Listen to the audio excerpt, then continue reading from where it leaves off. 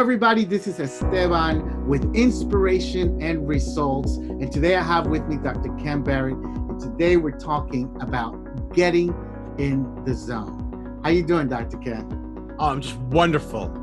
Awesome. So let's get started. How does one get in the zone? Let's talk about this topic of getting in the zone, Dr. Ken. Well, it's a great question. What I do is I do something physical to get in the zone. Okay.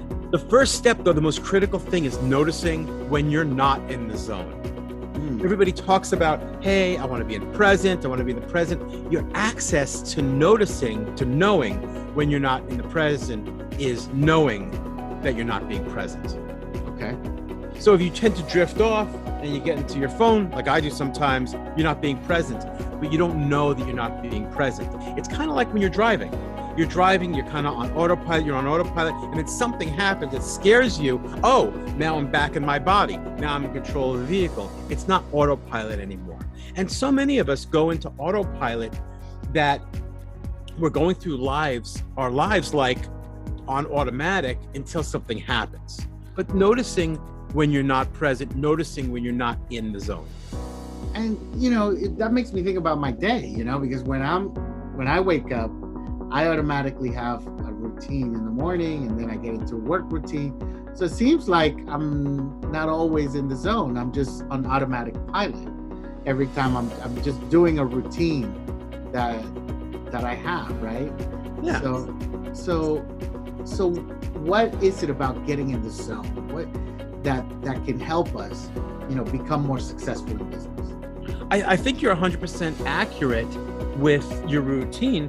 You just have to make your routine a routine that supports being in the zone. Like, I just had a baby, as you know, but before then I used to work out every day. Okay. The baby is an example of an interruption into my being in the zone. Not a bad thing. That's what happens every time, and this is a great point, every time a human being grows, they experience a breakdown in integrity. And when I say integrity, it's not the good or bad integrity. It's just integrity is a lack of foundation. It's a lack of structure. And all the time, as you grow, as you get bigger, you always get breakdowns, and then you fix them and you can grow again. Okay. So staying in the zone is critical at every level. So what I do is I wake up early. I make sure now, since I have kids, that I get up early enough to go through my morning rituals and stay in state or in the zone. Okay. So let's talk about rituals, because that's important, I believe, Yep. right? Yeah. I think we all have rituals. We're just not aware of them many times, right? Mm-hmm. So what is a good, healthy routine or rituals that people should do to stay in the zone and be productive during the day? That's a great question. I would say that is a very good question. It depends on the individual. I would say generally being present, like we started off with. Okay. If you start off working on your computer and you're watching cool cat videos for an hour and a half, you don't notice how wrapped up you get. And it's very difficult in today's culture, I think, with social media and everything else, to get sucked in and then your day goes away. So maybe set a timer every 20 minutes and just write down even where you are, what you're doing. That awareness will cause you to stay on track. Okay. So setting a timer. Have you ever heard of, what is it, the Pomodoro effect? No. No, you never heard of that? No. I think what that is where you set timers, right, for 20 minutes. I think you've heard of this. You have to have heard of this. Okay. I may just not be familiar with the name, or it could have escaped me. Yeah. Yeah. So it's basically, you set an intention of what you want to accomplish, but instead of just diving into it for hours, right, and burning yourself out doing a task, you do it in chunks of 20 minutes, right? So you do a 20-minute section, and then you take a 5-minute break. Then after the 5-minute break, you enter the timer again for another 20 minutes until you get whatever it is that you're trying to do. Some people do it in sets of 45 minutes as well. So, yeah, maybe I'm saying it wrong, but it's sure. And effect. It sounds similar. Now, there are a couple of caveats to that. What I would say, if you're writing content, the rule of thumb is to, if you're in the flow, don't stop. Okay. Gotcha. Yeah. Don't stop until you have to. Don't stop until you're out of the flow. But I think that's valuable. I try not to be too dogmatic about one thing. Who is it? Bukowski. Charles Bukowski, the author. He is a famous author. He would, every night, he worked for the post office and he was trying to be an author at night. Okay. And he would drink a bunch of cheap alcohol, do cocaine, do all kinds of drugs until he passed out. He would wake up on the floor, get ready for work the next day, and he'd do this every single night. Now, and he'd write. But he would write while he was in that state, right? State. Okay. Yeah. So, it's interesting because it was thought he made a lot of money. He started selling books. He made a huge amount of money. Everybody thought that it would change him, and it didn't change him at all. He still did the same thing with the prostitutes and the drugs and the alcohol and everything. And his philosophy was, don't try. He put on his tombstone, don't try. Don't try. Okay. Yeah. So why would he say that? Because he was just about doing? Yeah, because I think, if you're trying too hard, it could stop the creative process. So it depends. So sometimes when I'll work with a client, I'll tell them, scale back your goals. It depends on the individual. And it depends on the individual. All right, so it sounds like if you try to do too much and you're trying to force yourself to do too much, then you're not really in the present, right? It gets you out of the zone. Yeah. It's too much of a difficult task that you're not going to be in the zone. You're going to be miserable, basically. Yeah, exactly. And so for Bukowski, that was it. I'm not saying it's a good way to live. And by the way, I don't think he's a brilliant author. And there's some great quotes by him. I don't think it's a good way. I don't think it's a quality of life that I would want. Oh, right, what he was doing. But the point is that he believed, I guess, that in order to get into creative flow, what his ritual was to enter into an altered state. Right? Yeah. So he would enter to an altered state and then he would write. And then that's how he became successful. It makes me think of musicians and people in the arts, right? And sometimes even people in business. I hear that a lot of them, as you know, it might be a little controversial, but people are talking a lot about, using psychedelics and all kinds of things to help themselves enter into a different state, right? Into a state of creativity, like you said, a creative state. And a lot of the works that we get to see at the end was because these people were in an altered state. So I guess the question now becomes, can we tap into an altered state or get in the zone without having to use stimulants? And I guess you kind of touched on it a little bit by saying, well, working out is one way to get into the zone, right? Yeah, absolutely. There's an altered state. It's funny. There's a guy, Leonard, I don't remember his last name, but he's famous for breath work. If you do a Google search for Leonard and breath work, you'll come up with this. Leonard Orr. Okay. And he is famous for creating altered states of people. It's interesting, the Groffs, Groff, they came up with, Ida Groff and her husband came up with, experimented with LSD before LSD was illegal. Okay. And producing altered states in people and producing all these great results. And when LSD was made illegal, what they did is they used breath work to achieve the same thing. So you can use breath work.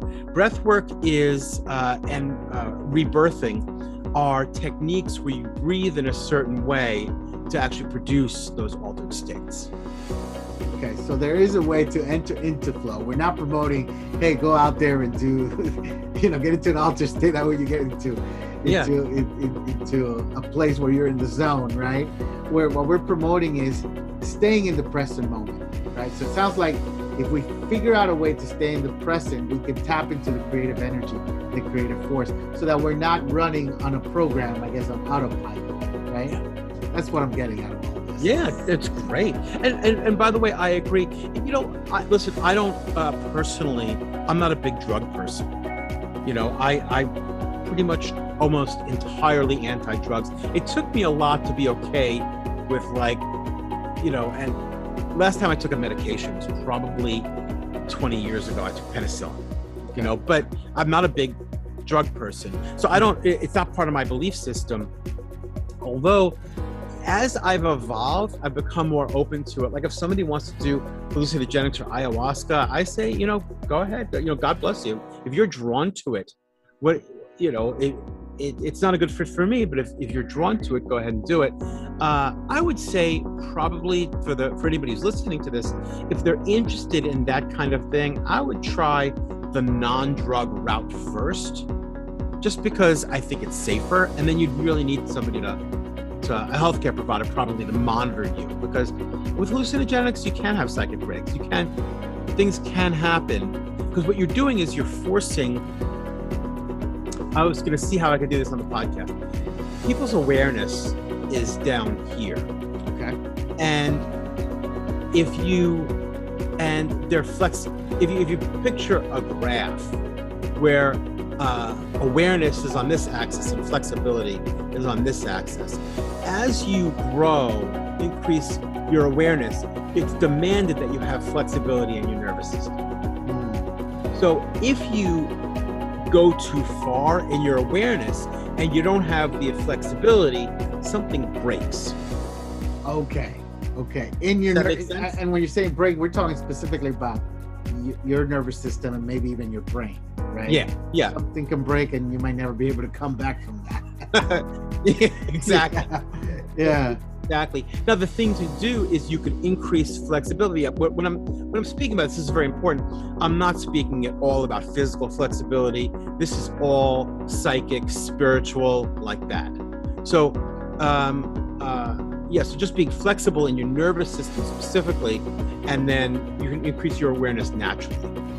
Got it. So let's talk about business and let's talk about money, because I know that's the area that's one of your areas of expertise. You really help people make money. So I do. So when it comes to getting into the zone, right? What does the zone have to do with increasing revenue? If you're, as an entrepreneur or in business, if you're a realtor, whatever, who are the types of people that you help, Dr. Ken, and how does being in the zone can help them, and how do you do this whole process? I know that's a lot of questions right there. It is a lot of questions. So, I help individuals, executives, business owners. I help people that are anybody whose rewards in their career are performance-based. Okay. And it really goes back to that chart that we just went to. If somebody's got this level of awareness, if I can coach them to increase their level of awareness, they will see brand new opportunities. Napoleon Hill in Think and Grow Rich talks about you have to elevate yourself so opportunity can see you. Now, that confuses many people, but basically that's what he's talking about, is increasing your awareness so you actually see the opportunities in front of you. Gotcha. Because you can't, it's most people would like a map on how to get there, a specific map. Show me exactly step 1, step 2, step 3, and it doesn't work that way. Because you have to be able to, it's like a ladder that you're climbing, and you can only see the rung in front of you. You can't see the rung above it. Good. And how does the coach help do that? And can we attain that by ourselves, or do we need a coach to help us get there? And this is going to sound like a shameful plug, but no, I think every individual needs a mindset coach. who wants to increase their performance. It's just like an athletic coach. It helps if somebody can watch you and call you on your bad form and correct you so you could progress much faster. Of course, it's possible to do on your own, but it takes a lot longer. What a coach does is, in increasing your awareness, people learn as they get older. They get wiser as they get older. But the key factor with a coach is they can accelerate that process a lot. So you don't have to spend 20, 30 years learning it. You can do it in a year. Good. So, I always think about this. I think that a lot of people that have a lot of success in business, I almost suspect that 99% of them have some sort of a coach or a mentor guiding them to their success. Yeah. I highly suspect that. I mean, I've read a lot of books. So Sure. yeah. So every time I read and say, oh, I got a coach, a mindset coach or a business coach or someone that helps me to do this. So yeah. So let's go ahead and bring it all together as far as getting in the zone and growing in business, right? So it sounds like in order to grow in business and to stay in the zone, it's really helpful to have a routine, right? So because the routine will help you get in the zone. And if you have an interruption, you spoke about, you just had a baby. Congratulations, by the way. Oh, thank you. Right, so you have a baby. I didn't personally have the baby, by the way. My wife. Right. So tell her I said congrats, right? Yeah, I will. Yeah. So you that created an interruption in your routine. So you basically you have to still figure out a way on how to adapt yourself to make that happen, right? So what I'm getting is that you need to have a routine that gets you in the zone. And we did speak about the Pomodoro technique, is what it's called, Pomodoro technique, which is a sets of 25 minutes, 20 minutes of doing an activity, 5 minutes of a break. And then the last thing we spoke about is having a coach or a mentor, right? To someone that can keep you on point so that you can continue your growth, right? So what are your thoughts on everything that we spoke about today? Yeah, I think that's all correct. And, and here's I think people get caught up in the, I have to do this and I have to do that. Man, it should be fun. You're living this life. If it's not fun, then consider you're not doing the right thing. But all those things, man, I look forward to working out. I think about before I go to sleep, which workout am I going to do? It's going to be awesome. It's not like, oh, geez. And sometimes, listen, some days it's harder than others. I'll admit it. But I make sure I'm excited and passionate about what I'm doing. And to be honest, I don't know if you told me this. I don't know where I heard this, but you should, if you're talking anyway to people about what you do, if this is what you love to do, like this conversation with you, Esteban, this is how we talk anyway. I just love talking with you. So getting on a video is fun for me. I was looking forward to this. Yeah. So have it be fun. Good. And I think that's one of the things that a lot of us struggle with, especially in business, because we really, if we're performance-based, we sometimes don't care if it's fun or not, right? Being performance-based, sometimes, it's like, I got to get this done. I'm gonna hustle. I don't care what I got to do. I got to grind. And some of us have that mentality, right? When we're performance-based, where it's just like, I don't care about the grind. So, but in this scenario, wouldn't it be great if you can grind and enjoy it better than just grind and hate the process, right? And I know you're an athlete, you're an accomplished martial artist. I'm athletic also. It's if you're playing a game or you're doing something that you love, you're grinding, but you're not miserable. I love that. Yeah. I was talking to a doctor yesterday, and the poor guy, he's so focused. He's a brilliant doctor, by the way, and he takes great care of his patients, but he takes no time for himself. Okay. And he's exhausted. So I told him, man, you're only doing this thing, you think, once, called life. So you might as well enjoy it. Right. love it, Dr. Ken. Yeah. Dr. Ken, thank you so much for hopping on this video call.